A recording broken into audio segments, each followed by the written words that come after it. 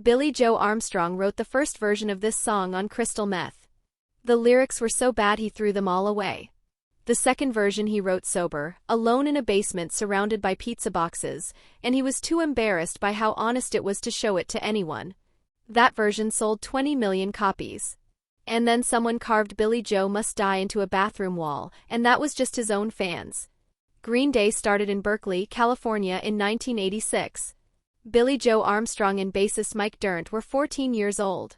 Their home was 924 Gilman Street, an all-ages punk cooperative in Berkeley that ran on 3 strict rules. No major labels. No alcohol. No sellouts. Green Day grew up there. They built their career there. Then in April 1993, they signed a 5-album deal with Reprise Records, a Warner Brothers subsidiary. On September 6, 1993, they played 924 Gilman Street one final time, billed under a fake name Blair Hess, because word had already leaked. By the end of the night the cooperative had banned them permanently. Someone carved the words "Billie Joe Must Die" into the bathroom wall. It stayed there for years. The song that started all of this was written in 2 completely different attempts. The first attempt happened in Glasgow, Scotland while Armstrong was on crystal meth. He admitted this publicly for the first time in his 2021 book Welcome to My Panic. He listened back and called the results embarrassingly bad. He scrapped everything.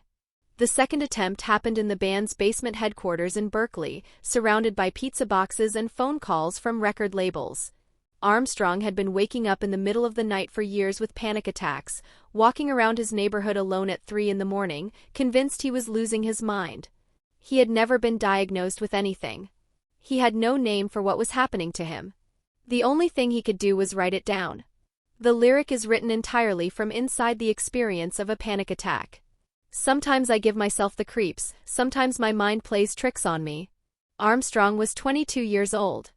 He was so ashamed of how vulnerable the song was that he almost never showed it to the band. He rapped the entire thing in fast tempo, punk energy, and dark humor specifically so nobody would realize how serious it was. It worked too well. Fans sang along for years without understanding that the person who wrote it was genuinely terrified when he did. Dookie was recorded at Fantasy Studios in Berkeley in 3 weeks.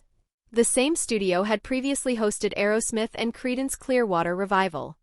Producer Rob Cavallo signed the band after receiving their demo tape by mail.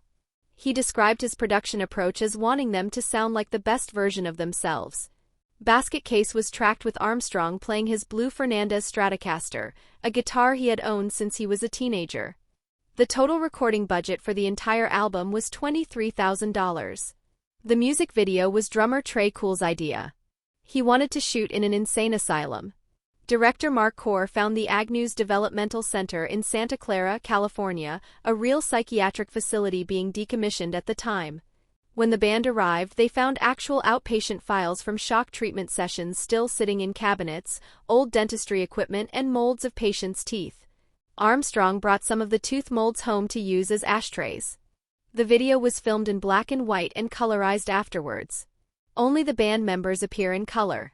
Every patient around them stays black and white, making the band look like the only real things in the room. Total production cost, $2,000. Basket Case was released on August 1, 1994. It spent 5 consecutive weeks at number 1 on the Billboard Modern Rock Tracks chart. Dookie peaked at number 2 on the Billboard 200 and won the Grammy Award for Best Alternative Music Album. Time magazine named it the Best Rock Album of 1994.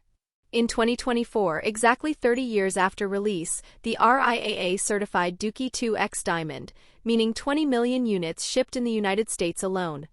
The album that got Green Day banned from their own club now has a certification that less than 30 albums in American music history have ever reached. In 2012, Armstrong performed Basket Case at the iHeartRadio Music Festival when an organizer flashed the 1-minute warning sign mid-song. He stopped the performance, told the crowd he was not Justin Bieber, smashed his guitar, and walked off stage.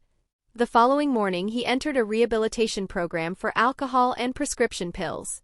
The song about losing your mind was, 18 years later, still the song where he lost his mind. Armstrong was finally formally diagnosed with a panic disorder years after writing the song. He said the diagnosis was the first time he understood what had been happening to him all those nights walking around his neighborhood at 3 in the morning. He wrote a song about it before he even knew what it was. And the community that raised him carved threats into bathroom walls for doing it.